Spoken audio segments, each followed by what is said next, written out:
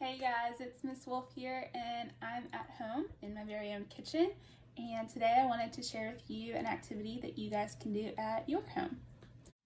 I am going to share with you how to make your very own nature journal.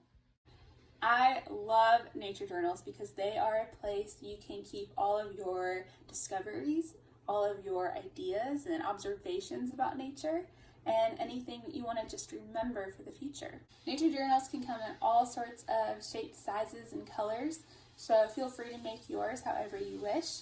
I'm going to show you just a couple options today. For our first type of nature journal, I'm going to show you a really simple way to create one out of plain paper. And take your paper, make sure they're all lined up pretty evenly, and fold them. I think they call this hamburger style, right? Fold it hamburger style and get a nice clean fold along one edge. And guess what? There you go. You have your nature journal right there.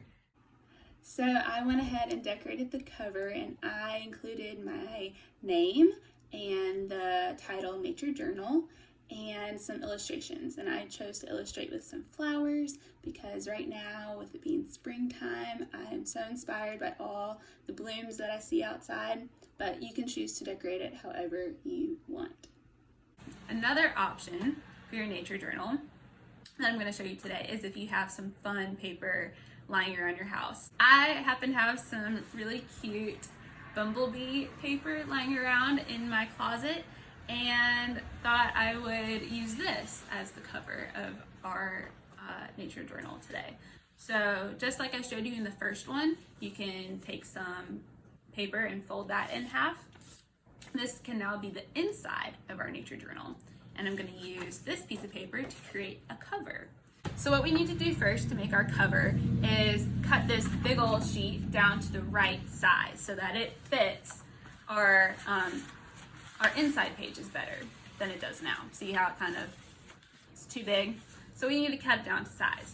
To do that, I'm going to take this paper and turn it over so I see the blank side, and that's the side I'm going to put markings on. I'm going to take this paper and unfold it, line it up so that it meets the edges of this bigger piece of paper.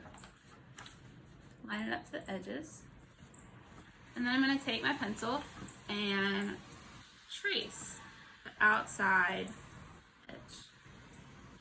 So one line along that side, and holding this, I'm going to line it up along that side. When I remove my inside pages, I'm left with an outline of the size of book that we want.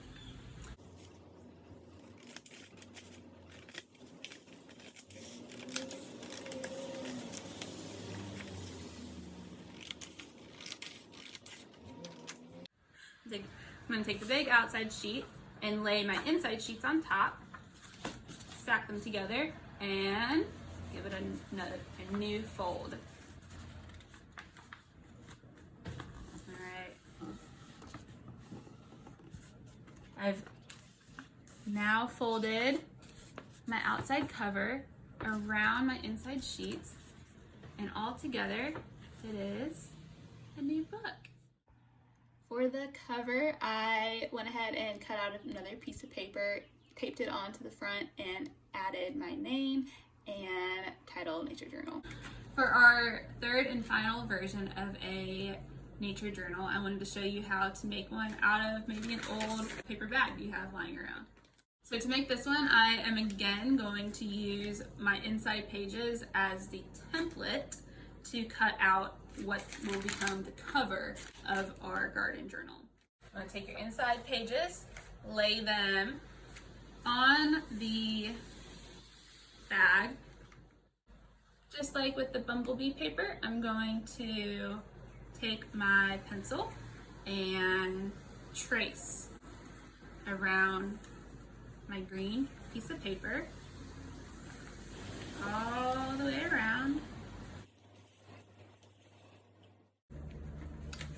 Once you take the pages off, you should be left with a rectangle of the same size as your inside pages. All right, next I'm going to cut it out. Now here's the cool thing about our paper bags. If you are at home with a brother or sister or family member who would also like a garden journal, here is a great time to make two at one time. So keeping your bag folded together just like this, and following the line that we just made tracing our inside papers, I'm going to cut around that line. But I'm going to keep my bag folded so that when I cut, I'm cutting through both layers. When you're done cutting, you might have some loose pieces on the inside. Set those off to the side. And guess what? You're left with two pieces of paper that can become your covers. So grabbing those papers that are inside pages, I'm going to again line those up with my now cover, and all at once I'm going to fold them. Again, hamburger style.